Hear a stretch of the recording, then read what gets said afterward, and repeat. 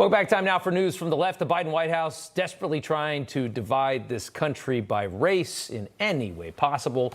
Pete Buttigieg on with Reverend Al Sharpton on MSNBC this weekend, and it was Racist Roads Part 2. We see a lot of racial disparities. Black and brown Americans, tribal citizens, and rural residents much more likely to lose their lives, whether it's in a car or as a pedestrian being hit by a car.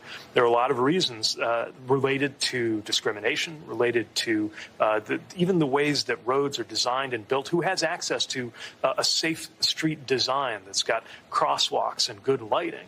Who doesn't have that access? That can drive disparities.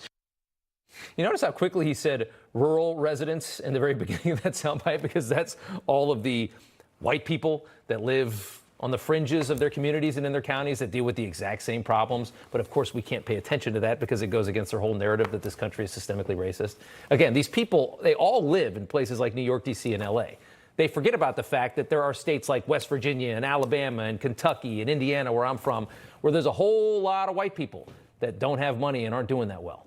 But because they want to push this narrative that there's systemic racism because they're getting power off of that. These people are collectivists, and all they want to do is reinforce the idea that capitalism is murdering people so that they can sell you socialism. And they're doing it in every possible way they can. Everything's a racial issue. How do you fix a racial issue? Well, you have to let the government come in and give everybody the exact same things. What do you think that is? Next up, Saturday Night Live's first non-binary cast member joined earlier this season has been relegated to mostly background parts, playing characters of both genders. Diversity hire. This Saturday, Molly Kearney, born a woman who now says she has no gender, said it was her time to shine after being lowered in a harness for her guest spot on Weekend Update. And she had a message for Republicans and the states that are enacting or considering laws that would limit or ban medical transitions. Molly Kearney apparently has a big problem with anybody that wants to prevent a 10-year-old from getting a hysterectomy.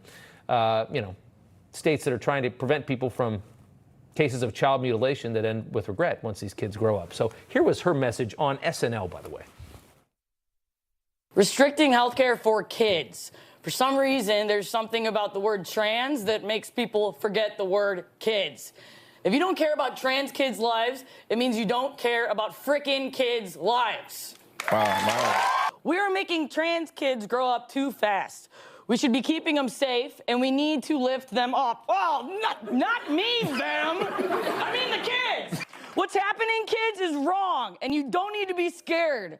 Our job is to protect you, and your job is to focus on being a kid. We went from Chris Rock and Adam Sandler and David Spade, Norm Macdonald, to that. I wonder why nobody's watching SNL. I can't fathom. Next up, Anheuser-Busch still dealing with that big hangover from the ill-fated partnership with Dylan Mulvaney.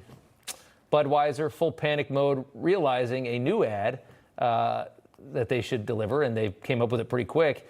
It'll make you feel like it's 1986 again as you watch it, as they remember who actually drinks their product. Check out this pandering. Let me tell you a story about a beer rooted in the heart of America, found in a community where a handshake is a sure contract, brewed for those who found opportunity in challenge and hope in tomorrow. I mean, two guys on the porch drinking a beer, horse running around, American flag. We're Budweiser. We love this country so much. I.e., we really screwed up. Please forgive us. Please continue drinking our beer. Middle America, the people that we condemn, even though we need their money so desperately. It's the same story with Hollywood. I mean, they hate you so much, but they need you to use their product. And so this is how they find a way to try and pull you back in.